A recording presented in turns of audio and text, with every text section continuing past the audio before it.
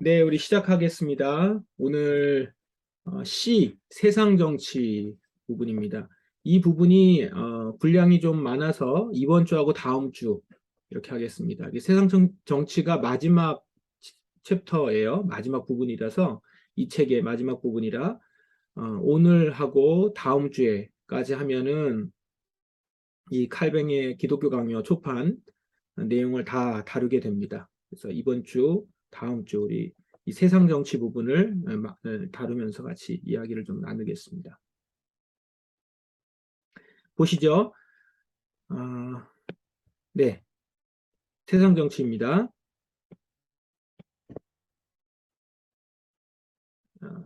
제가 좀 읽겠습니다. 우리는 위에서 인간이 이중의 지배 아래 있다고 확정했으며 사람의 영혼이나 내부에 있어서 영원한 생명에 관계되는 문제에 대해서는 이미 충분하게 논의했기 때문에 이제 여기서는 나머지 문제, 즉 세속적 정의와 외면적 도덕의 확립에만 관계되는 것에 관해서 좀 언급하고자 한다. 먼저 그 문제 자체에 들어가기 전에 서로 전혀 성질이 다른 이 두 가지를 어리석게도 혼동하지 않기 위하여 우리가 이미 설정해 두었던 구별을 유념해야 한다. 그러니까 우리가 이중의 지배 아래 있다라는 것들을 먼저 얘기했다라는 것을 기억하시고 이제 이 밑에 그 구별에 대한 얘기를 합니다. 왜냐하면 어떤 사람들은 복음이 인간 가운데서 어떤 왕이나 어떤 관원도 인정하지 않고 다만 그리스도만을 우러러보는 자유를 약속하셨다는 말을 들을 때 그들은 자기를 위해 어떤 권력이 서 있는 것을 보는 한 자기들의 자유의 이익을 얻을 수 없다고 생각하기 때문이다. 따라서 그들은 온 세계가 전혀 새로운 모습으로 되지 않으면 아무것도 무사하지 않을 것이라고 생각하는데 새 세계란 법정도 없고 관원도 없고 그들의 자유를 제한한다는 것도 여겨지는 것이라고는 없는 곳을 말한다. 라고 생각을 하는데 그러나 영혼과 육신을 구별할 줄 알고 현세의 무상한 생명과 장차올 영원한 생명을 구별할 줄 아는 사람이라면 그리스도의 영적 왕국과 세속적 지배권은 완전히 다른 것이라는 사실을 어렵지 않게 이해할 것이다. 그런즉 그리스도의 왕국을 이 세상 요소 안에서 찾거나 그 안에 포함시키는 것은 유대인의 허영이므로 우리는 오히려 그리스도의 은혜로부터 받는 열매는 영적인 것이라고 성경이 밝히 가르치는 바를 숙고해야 하며 그분 안에서 우리에게 약속되고 주어지는 그 모든 자유를 그 한계 안에서 보존하는 데 주의해야 한다. 그러니까 좀 이걸 구분해야 된다라는 거죠. 세속적 정의를 얘기하고 할 때 있어서 우리가 이중의 지배 아래 있다라는 것.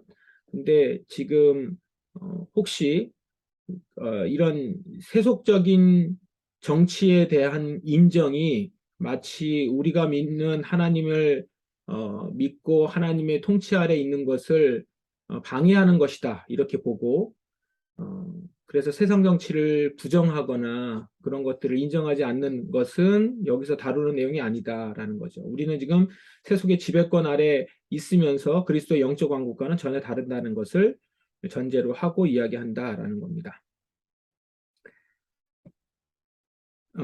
여기서 이제 쭉 얘기를 하면요. 밑에 그냥 읽으면서 얘기하겠습니다. 이 말씀들로서 의미하는 바는 우리가 사람들 가운데서 어떤 상태로 있든지 어떤 국가의 법률 아래 살든지 아무 상관이 없다는 것이다. 그리스도의 왕국은 결코 이러한 것들이 있지 않기 때문이다. 위에 있는 내용을 좀 정리를 한 건데요. 이 내용으로 정리하면 될 것 같아요. 36번. 그러나 이렇게 구별한다고 해서 우리는 정치적 성격을 띤 모든 것은 그리스도인들과는 아무 관계도 없는 더러운 것이라고 간주하지 않는다. 정말이지 일부 광신자들이 뽐내며 자랑하기를 우리는 그리스도로 말미암아 세상의 초등학문에 죽었고 이제는 하나님 나라로 옮겨져서 하늘의 존재들 사이에 자리 잡고 있다고 한다. 그래서 우리가 그리스도인과는 무관한 이 세속적이고 타락한 제도에 대해서 애쓰는 것은 합당치 않은 일이며 우리의 우수성을 깎아내리는 일이라고 한다. 라고 얘기를 하고 실로 이 영적 통치는 이미 이 땅에 있는 우리 가운데서 하늘 왕국의 일을 계시하고 있으며 죽을 수밖에 없고 덧없는 이상 가운데서 불멸하고 썩지 않는 축복을 어느 정도 보여주고 있는 것이다. 그러나 이 세상의 통치는 자체 일정한 목적을 갖고 있는데 이는 우리가 사람 가운데서 불멸하고 썩지 않는 축복을 어느 정도 보여주는 것이다. 그러나 이 세상의 통치는 자체 일정한 목적을 갖고 있는데 이는 우리가 사람 가운데서 살아있는 한 우리의 생활을 사회에 맞게 조정하고 다른 사람과 화해하며 서로 화해하여 공공의 안녕과 평화를 보호 육성한다는 것이다. 만일 지금 우리 가운데 있는 것과 같은 하나님 나라가 현세의 삶을 쓸어버린다면 나는 이 모든 것들이 부질없음을 알고 있다. 그러나 만약 우리가 본향을 멸망하면서 세상을 나그네로 사는 것이 하나님의 뜻이라면, 그리고 나그네 생활이 이런 도움을 필요로 한다면 이 도움을 사람에게서 빼앗는 자들은 바로 그 사람의 인간성을 박탈하는 것과 마찬가지이다. 앞서 얘기했던 부분입니다. 그러니까 세상 통치 안에서 살아간다는 걸 인정하고 그리스도의 왕국과 세상의 통치는 다르지만 그리스도의 왕국이 오기까지는 현실 정치 아래 살아가고 있다는 걸 인정해야 된다는 것이죠. 완전함을 주장해서는 안 된다는 거예요. 지금 이 세상 통치에서 하나님 나라의 완전함이 이루어져야 된다라는 것들을 생각해서는 안 된다라는 것이고 우리는 이 안에서 살아가고 있다라는 것들을 기억해야 된다라는 얘기를 하고 있습니다. 우리 논적들이 주장하는 바 하나님의 교회에서는 법률을 대신하기에 충분한 만큼 그 통치가 완전해야 한다는 것이다. 이제 이렇게 얘기한다는 거죠. 논적들은. 그러나 그들은 인간 사회에서 결코 발견할 수 없는 그런 완전함을 어리석게도 공상하고 있다라는 겁니다. 그러니까 이런 이상적인 얘기를 하면서 이제 세상 통치는 필요가 없다. 하나님의 교회는 그 통치 안에서만 살아가도 충분하다. 그래서 세상 통치를 이렇게 이제 무시하는 식으로 얘기하는 건데, 그거는 완전함을 공상하는 것이다라는 거예요. 세상 정치 역할에 대해서는 좀 더 적절한 데서 말할 것이다. 지금 우리가 꼭 이해하기를 바라는 것은 이 세상 정치가 없어도 된다고 생각하는 터무니없는 야만성이라는 사실이다. 라는 거예요. 내가 반복해서 말하건대 정치는 그것을 수행할 뿐 아니라 또한 정치는 우상 숭배와 하나님 이름에 대한 모독과 하나님 진리에 대한 모독과 그 밖의 사람들 사이에 일어나 퍼지는 종교에 대한 공공연한 침해를 방지하며 공공의 평화가 교란되지 않게 하며 각 사람이 자기의 소유를 안전하게 고스란히 보존할 수 있게 하며 사람들이 서로 악의 없는 교제를 나누도록 한다. 요컨대 이것은 종교의 공적인 형태가 그리스도인 가운데 존속되게 하고 인간애가 사람들 가운데 유지되도록 한다라는 겁니다. 그러니까 정치를 통해서 사실 종교가 보호받고 여기서 이제 기독교겠죠. 기독교가 보호받고 또한 인간애가 사람들 가운데 유지되도록 하고 공공의 평화가 있고 이런 것들을 위해서 정치는 필요하다. 그러니까 우리가 살아가는 데 있어서 필요한 것이다라는 얘기를 합니다. 그러면서 이제 조금 자세하게 들어갑니다. 세상 정치 전반에 걸쳐 생각되는 것이 무엇인지를 이제 얘기하는데 세 요소로 되어 있다. 법을 보호하고 수호하는 관원이 다스리는 근거인 법률, 그리고 법률에 의해 통치받고 관원에게 복종하는 백성. 이제 세 요소라는 겁니다. 세상 정치의 전반에 있어서 이 얘기를 이제 시작하면서 이제 관원 얘기를 합니다. 관원 얘기부터 들어갑니다. 이제 요 얘기를 읽어봐야겠네요. 우리는 첫째로 관원의 직무, 그것은 하나님의 승인을 받은 합법적인 소명인가, 그 의무는 무엇이며 그 권한의 범위 어디까지인가 살펴보자. 이제 이 부분이 앞부분에 있고요. 둘째로 기독교 정치는 어떤 법률에 근거해서 통치해야 하는가. 이제 여기까지 오늘 다룰 거고. 그리고 마지막으로 요거는 이제 다음 주인데요. 어떻게 법률이 백성에게 유익을 주며 백성은 관원에게 어떻게 복종해야 하는가를 살펴보자. 이제 요거는 다음 주에 우리가 보게 될 부분입니다. 자, 그래서 이제 첫 번째, 관원의 직무 부분이에요. 관원의 직무, 하나님의 승인을 받은 합법적인 소명인가 어떤가, 의무는 무엇이고 권한 범위는 어디까지인가에 대한 얘기를 이제 보십시다. 하나님께서는 친히 관원직을 제거하셨으며 만족해 하심을 나타냈을 뿐만 아니라 가장 명예로운 명칭들로서 그 가치를 높이고 놀랍도록 이것을 우리에게 추천하신다. 예, 여기 보면 이제 하나님께서 관원직을 제거하셨다라는 거예요. 심지어는 이제 그 근거들을 뭘로 두냐면 성경에 나와 있는 이들을 신이라고 불렀다라는 거예요. 하나님이라고 불렀다. 그러니까 하나님의 직책을 대신하는 자들인 것처럼 이렇게 하나님이라고 불렀다. 이거 제가 찾아봤어요. 신이라고 불렀던 게 그냥 단지 이제 번역을 그렇게 했나 했더니 히브리어의 엘로힘이라고 하는 하나님이라는 단어 자체가 거기 쓰여 있더라고요. 저도 이제 이렇게 보지 않고는 처음 보는 건데, 그러니까 그 권한들에 대해서 하나님의 일을 대신하는 하나님 이런 식으로 표현이 되어 있는 것을 보게 됐습니다. 그 얘기를 좀 하는 거예요, 칼뱅이. 이 칭호로서 그들은 하나님께로부터 받은 명령을 가지고 있고, 즉 하나님의 권위를 수여받았고, 전적으로 하나님의 대표자고, 어떤 의미로는 하나님의 대리인으로 행동하고 있음을 나타내기 때문이다. 이것은 나의 궤변이 아니고 그리스도의 해석이다라는 거예요. 이 부분 좀 어떠세요? 여러분이 그 생각하는 것보다 훨씬 더 이 칼뱅은 그 관원에 대해서 긍정적이죠. 관원이라고 하는 것은 지금의 공직이나 왕이나 그 당시로는 왕이나 고위 관직에 있는 사람들이겠죠. 지금으로 하면 이제 정치인들, 뭐 우리도 하면 대통령이라든가 고위 관료들, 이제 그런 이들을 말하는 거겠죠.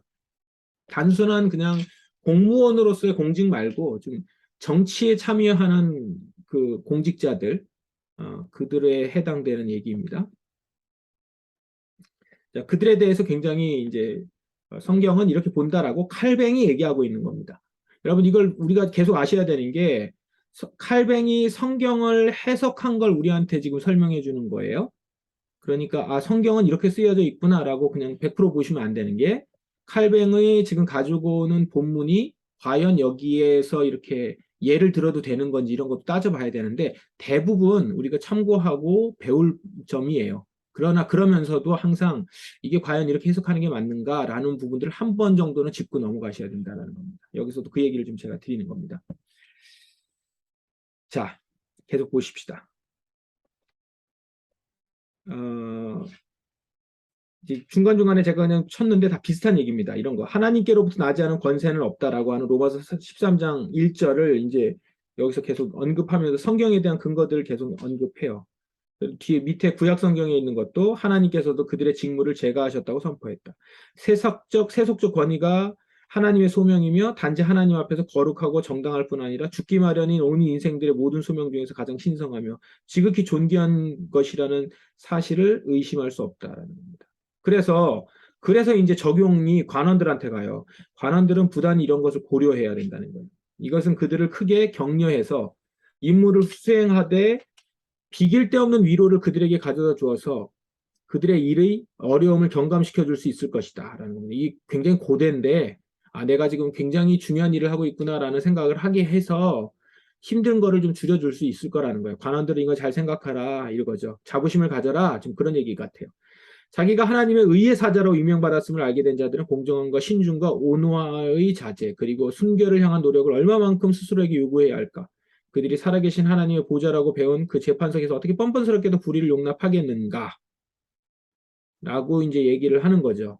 이걸 아는 관원이라면 그러니까 이렇게 공정하게 할 것이다 라는 거예요. 이제 여러분 이걸 좀 읽으신 분들은 여기서부터 약간 좀 조금 갸우뚱하시는 분들 좀 있을 거예요. 예. 칼뱅 자체가 지금 좀 이상주의자가 아닌가라는 생각이 저는 좀 듭니다. 자, 그들이 알다시피 하나님의 진리의 도구로 지정된 자기들의 입으로 어떻게 감히 불의한 선고를 내리겠는가? 그들이 알다시피 하나님의 법령을 기록하기에 지정받은 자기들의 손으로 양심상 어떻게 사악한 판결을 서명하겠는가? 뭐 할 말이 많죠, 지금. 오늘 우리 시대를 살아가는 그리스도인으로서 많은 그리스도인 정치인들을 지금 보는 가운데서 이 부분들에 대해서 할 말들이 좀 있으실 겁니다. 요컨대 그들이 하나님의 대리인임을 기억한다면 아주 신중하고 열심히 노력을 다하여 그들을 볼 때 하나님의 섭리와 가호와 자애와 은혜와 정의의 이미지를 사람들이 뚜렷이 떠올릴 만큼 애써야 한다. 그리고 그들은 여호와의 일을 게을리하는 자는 저주를 받을 것이요라는 말씀을 항상 상기해야 한다. 자, 여기 요 내용을 보면은 이렇게 안 하면 저주받는다는 거예요. 그죠? 이렇게 안 하면 저주받는 것이고 위에 같이 이렇게 양심상 하나님 앞에서 사악한 판결에 서명해서는 안 된다라는 거예요. 그럼 서명하면 이들은 하나님께 저주를 받을 것이다라는 거죠. 근데 그 얘기를 딱 집어서 하지는 않아요. 근데 이제 조금 적용을 해서 보자면 그렇게 볼 수 있다라는 거고. 여기 밑에 그 얘기예요. 그들이 맡은 임무의 결산 보고를 해야 할 대상은 하나님이기 때문이다. 이제 이렇게 하나님이 판단하실 거라는 거죠. 관원들을. 관원은 이걸 기억해라. 하나님이 다 판단하실 것이다. 지금 그 얘기거든요. 근데 이제 여기서 한 가지 부분이 다음 주 내용을 우리가 다 안 읽었기 때문에 아직 모르지만 그러면 이런 곳에서의 이 관원들을 볼 때에 이제 어떻게 해야 되느냐 이제 이 부분인데 자 한번 더 뒤에 보십시다. 이제 쭉 그 내용이 비슷한 내용이 계속 나오고 있다가 42번 관원들 가운데서 여러 가지 형태가 있기는 해도 우리는 그들 모두를 하나님께서 세우신 자들로 존중해야 한다는 이 점에서부터 아무런 구별이 없다. 이제 이건데요. 자, 보세요. 이제 여기서부터는 뭐냐면 이제 관원이 이렇기 때문에 관원이 이제 이렇게 하나님께서 세우신 자들 그리고 관원들에게는 이렇게 생각하는 것이고 이런 관원들을 이제 바라보는 우리 사람들이죠. 우리는 어떻게 해야 되는가? 이제 이 얘기거든요. 42번부터. 우리는 그들 모두를 하나님께서 세우신 자들로 존중해야 한다는 이 점에서 아무런 구별이 없다. 바울도 이 모두를 총괄하여 하나님으로부터 나지 않은 권세는 없다. 아까 했던 로마서 13장 1절 얘기를 또 하고 있습니다. 그러니까 존중해야 된다는 거예요. 왜냐하면 하나님이 세운 그 자들이기 때문에 라는 것이죠. 그러니까 이 내용은 이제 거의 그 보면은 구약 성경에나 나오는 왕이라든가 아니면 제사장이라든가 선지자급으로 관원들을 보는 것 같이 이렇게 얘기를 하죠. 칼뱅은. 이제 그러면서도 여기서 이제 타락하기 쉽다라는 얘기도 해요. 왕정에서 전제 정치로 타락하기는 쉽다. 그러나 최고의 사람들에 의한 통치가 소수의 파당으로 전락하기는 더더욱 어렵지 않다. 그렇지만 이 중에서도 인민의 지배에서 선동으로 악화되기가 가장 쉽다. 그러나 만약 우리가 한 도시에만 눈을 고정시키지 말고 세계를 전체적으로 둘러보고 훑어보거나 혹은 적어도 더 넓은 영역으로 시야를 넓히면 하나님의 섭리로 말미암아 많은 나라들이 각각 다른 종류의 통치에 의해 관리되도록 안배되었음을 확실히 발견할 것이다. 즉 불균형한 비율로 결합되어 있듯이 각 나라들도 그 자체의 특유성에 따라서 최상으로 유지되는 것이다. 그러나 이 모든 것들은 하나님의 뜻이면 충분하다고 생각하는 사람들에게는 말할 필요도 없는 것들이다. 왜냐하면 하나님께서는 왕국에는 왕을, 자유도시에는 원로원이나 의원이나 도시관원을 세우는 일을 합당히 여기신다면 우리가 사는 곳에 어떤 사람이 세움받든지 그들에게 순종과 복종을 나타내는 것이 우리의 의무이기 때문이다. 그러니까 지금 이 앞에서는 뭐냐면 왕정이든 그 다음에 자유도시, 뭐 공화정으로 가든 이 당시엔 공화정까지는 아직 아니죠. 원로원 의원을 세우든 도시관원을 세우든 어쨌든 어떤 형태로든지 세움을 받았든지 간에 그 세운 자는 하나님이 세우신 것이니까 순종과 복종을 나타내는 것이 우리 의무다라는 얘기예요. 자, 뭐 여기에 대한 코멘트는 나중에 하겠습니다. 이 부분들에 대한 얘기들은 그래서 이제 지금 계속 얘기가 그겁니다. 그래서 관원에 대해서는 어떤 일에 대해서는 그들이 다 세웠기 때문에 그들을 허가하셨기 때문에 정리를 하면 이렇습니다. 관원을 하나님께서 허가하셨고 따라서 관원은 이 권한을 잘 사용해야 돼요. 하나님께서 결산하실 것이니까. 그러면 그 밑에 있는 그 아래 있는 우리는 그 관원에 대해서 순종하고 복종하고 따라줘야 되고 존중해야 된다라는 거죠. 그렇게 해야 되는 거죠. 그 다음에 여기에 정확하게는 나와 있지는 않지만 이제 이 뒤에 가면 나와 있지는 않지만 제가 그래서 그걸 좀 찾아봤어요. 그 저기 이 프랑스어 초판을 찾아봤더니 거기에는 이제 정확하게 나오는데 불의한 통치가 세워졌을 때는 어떻게 하느냐라는 건데 거기에는 하나님이 세우셨다. 허락하셨으니까 하나님의 권세를 받아서 세움 받았고 불의한 통치자를 세웠을 때는 백성의 악을 심판하려고 세운 진노의 도구다라는 거예요. 칼뱅의 얘기입니다. 백성의 악을 심판하려고 세운 진노의 도구로 세운 것이다. 그러므로 그냥 그것에 순응해야 된다. 이제 이거거든요. 그리고 전체적으로 봤을 땐 하나님의 섭리 가운데 있으니까 아까 그 섭리 얘기했죠. 하나님의 섭리 가운데 있기 때문에 그 안에서 일이 이루어질 것이고 먼 미래를 바라보고 또한 그 가운데 복종했을 때는 하나님이 이 모든 것들을 다루시면서 하나님이 이끌어 가실 것이다. 그걸 믿으라는 거거든요. 그렇게 얘기를 칼뱅은 풀어갑니다. 자, 그 다음에 그렇게 넘어가고요. 이제 45번 보면은 여기서부터는 이제 그 관원들이 무력을 사용하는 부분들에 대해서 어떤 입장인가입니다. 왕들과 백성들은 이따금씩 이런 공적인 형벌을 집행하기 위해서 무기를 취해야 한다라는 거예요. 이거는 이제 일어나는 전쟁을 합법적으로 판단할 수 있다. 이런 걸로 인해서. 그리고 왕국의 평화를 보존하고 불온한 사람들의 반란을 충동을 억제하며 폭력으로 탄압받는 사람들을 돕고 악행을 처벌하기 위하여 권력이 그들에게 주어졌다면 개인의 평안과 공공의 평화를 향해 교란시키고 선동적 소란을 피우며 폭력적 억압과 천박한 악행을 일삼는 포악한 자를 저지하는 것 이상으로 그들이 그 무기를 적절하게 사용할 수 있을까? 어, 이제 이러면서 무력을 사용하는 것에 대해서 이제 얘기를 합니다. 가능하다라는 거예요. 법의 수호자고 보호자이기 때문에 수호자고 보호자라면 그들은 죄를 지어서 법의 기강을 문란하게 하는 자들의 시도를 모두 타도해야 한다라는 겁니다.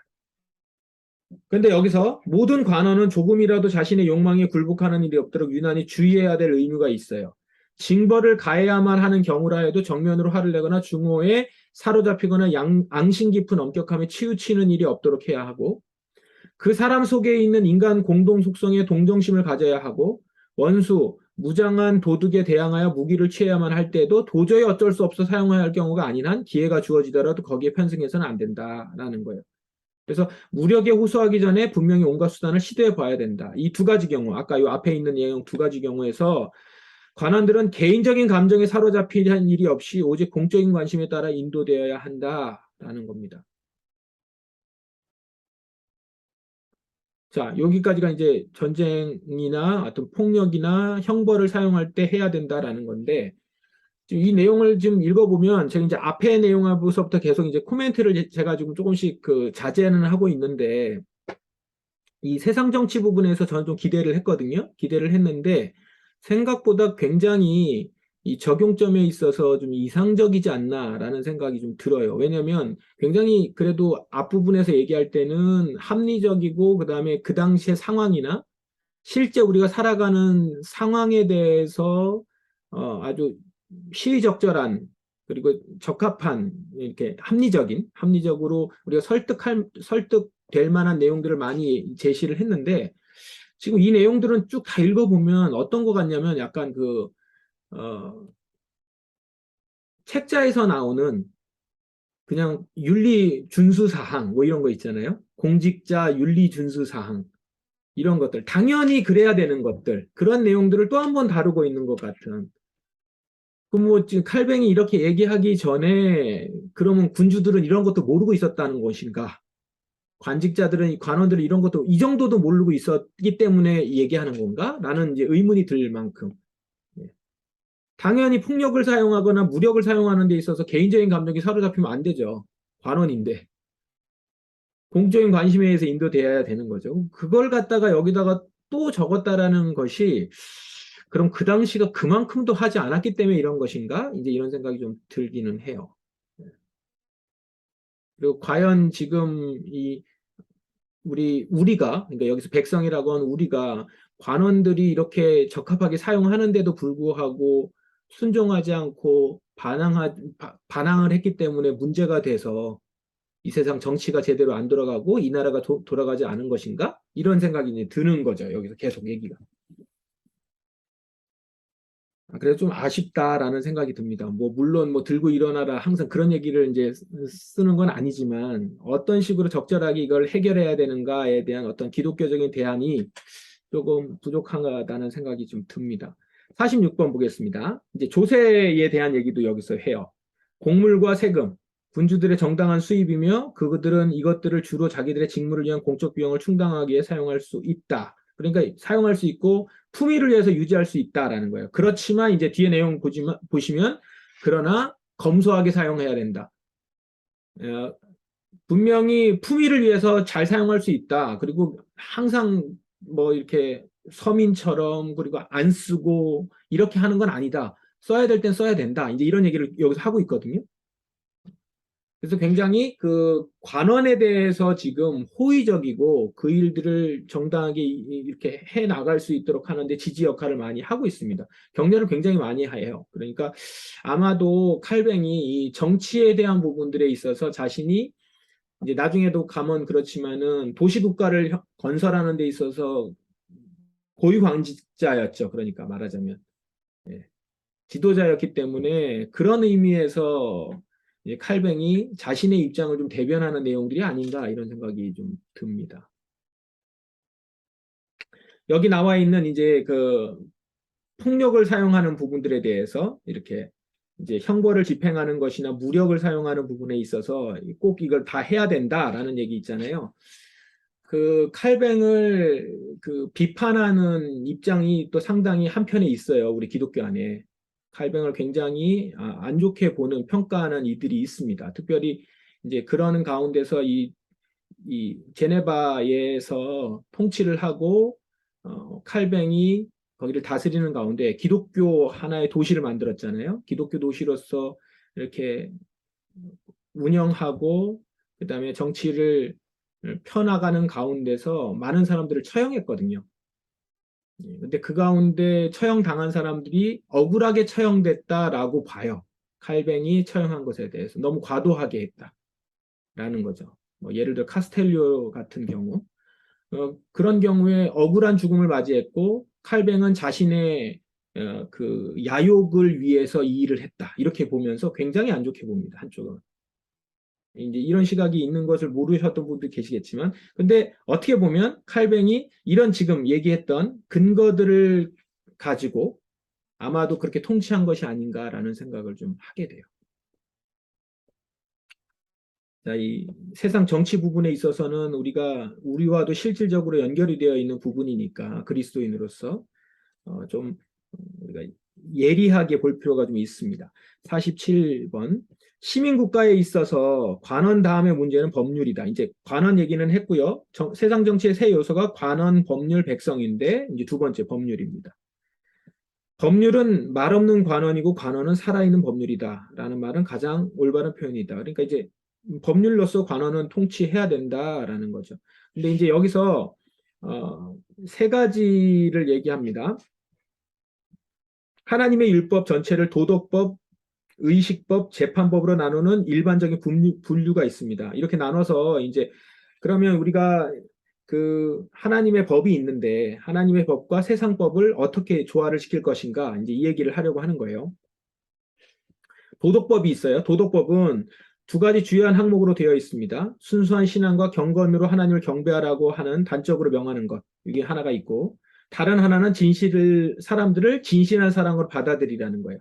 그러므로 이것은 자신의 생활을 하나님의 뜻에 일치시키기를 원하는 모든 족속과 모든 시대의 사람들을 위하여 규정된 참되고도 영원한 의의 법칙이다. 이 보편 법칙이라는 거예요. 우리 모두가 하나님께 진실로 경배하고 우리가 서로 사랑하는 것은 하나님의 영원 불변한 뜻이기 때문이다. 이건 시대를 초월한 보편적인 법이라는 거예요. 의식법은 유대인의 초보 교육이고 이거는 상징으로 희미하게 나타나는 어떤 것들의 진리를 가르쳐 보이기 위해서 때가 찰 때까지 이 백성을 말하자면 그들의 어린 시절에 이 법으로 훈련시키는 것을 기뻐하셨다는 것이다. 이 얘기는 뭐예요? 의식법은 시대에 따라서 달라질 수 있는 것이라는 거죠. 도덕법은 보편적인 법이고 의식법은 시대에 따라 달라질 수 있는 유대인의 초보교육법이라는 겁니다. 예를 들면 어떤 율법에 의한 어떤 형식들, 제사법들 이런 것들 말합니다. 그다음에 재판법이 있는데 국민의 통치를 위해 그들에게 주어졌는데 이는 그들이 흠없고 평온하게 살도록 하는 확실한 공평과 정의의 규범을 알려준다. 저 예배식들은 원래 경건의 교리에 속한 것이었으나 경건 자체와는 구별될 수 있다. 이와 같이 재판법의 형식도 사랑의 계명 자체와는 뭔가 다른 점이 있다. 그러므로 경건을 안전하게 그대로 유지하면서도 의식법을 폐지할 수 있었던 것처럼 이러한 재판 규정이 없어져도 사랑, 의무와 계명은 변함없이 남을 수 있다. 그러나 이것이 사실이라면 분명히 각 민족에게는 자기에게 이익이 된다고 생각되는 법률을 제정할 자유가 있다. 그렇지만 이 법률들은 항구적인 사랑의 법칙에 부합해야 하므로 형식은 달라도 취지는 같아야 한다. 그러니까 이제 여기 이 세 가지로 얘기하면 도덕법이 안에서 법률이 만들어져야 된다라는 거죠. 법률은. 그래서 도덕법 아래에서 만들어지는 형식은 달라도 취지는 같은 거예요. 공평은 자연스러운 것이기 때문에 만인에게 동일하지 않을 수 없다. 모든 법률은 어떤 문제를 취급하든지 동일한 목표를 지향해야 한다. 제정은 부분적으로 부대 상황에 의존한다. 그러므로 모든 것이 공평이라는 동일 목표를 똑같이 추구한다면 차이가 있다 해도 문제될 것은 없다. 우리가 도덕법이라고 부르는 하나님의 율법은 자연법의 증거이며 하나님께서 인간의 마음에 새기신 양심의 증거일 뿐 아니라는 사실이 명백해질 것이다. 결국 지금 우리가 말하고 있는 이 공평의 전 체계는 이 안에 기록되어 있다. 그러므로 이 공평만이 모든 법률의 목적이요, 법칙이요, 한계가 되어야 한다. 이제 공평 얘기가 이 도덕법 안에서 이 공평을 추구하는 것이죠. 그래서 어떤 법률이든지 이 법칙의 틀에 맞추고 이 목적을 지향하고 이 한계를 지킨다면 이 법률이 유대인의 율법과 다르거나 서로 어긋난다 하더라도 우리는 그것을 부인할 이유가 없다. 하나님의 율법은 도둑질을 금지하고 유대 국가에서 도둑에 가하는 형벌에 대해서 출애굽기에서 불 수 있다. 불 수 있다? 이거 좀 잘못된 것 같은데요. 당시 다른 고대 민족의 법률은 도둑에게 두 가지 형벌을 주었고 이 법률을 개정한 법에서는 명백한 도둑질과 명백하지 않은 도둑질을 구분하였다. 그러니까 이건 형식, 어떻게 처벌하느냐는 다를 수 있지만 어쨌든 이것이 법에 저촉되는 일이고 잘못했다라는 것은 분명하게 그 지향점은 같다라는 거죠. 이와 같이 규정은 서로 달라도 모든 법률은 동일한 목적을 지향하고 있음을 우리는 알 수 있다. 예, 그 얘기가 이 뒤에 내용입니다. 그래서 법률을 정하는 데 있어서 형식은 달라도 도덕법, 그래서 양심의 법에 따라서 하나님께서 부여하신 그 법이 있는데, 보편적인 법칙이 있는데, 이제 사랑의 법칙이라고 여기는 얘기도 하고요. 그 법칙에 부합하는 한에서 다양하게 적용을 하고 지향할 수 있다라는 겁니다.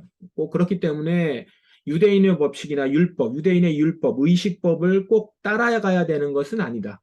라고 하면서 이제 세상 정치에서의 법률, 재정과 이 부분에 대해서 존중하는 내용을 얘기하고 있죠. 예, 여기까지가 이제 오늘 내용입니다. 정치에 대한 부분에서 관원 그리고 법률에 관한 부분들을 오늘 다뤘고 이제 다음 주에는 마지막으로 이제 백성에 대한 얘기를 하면서 이제 마무리를 합니다. 기독교 강의의 마지막 부분입니다. 네, 일단 여기까지 하고 우리 같이 이야기를 나누면서 좀 더 깊이 우리 같이 얘기를 하시면 좋겠습니다.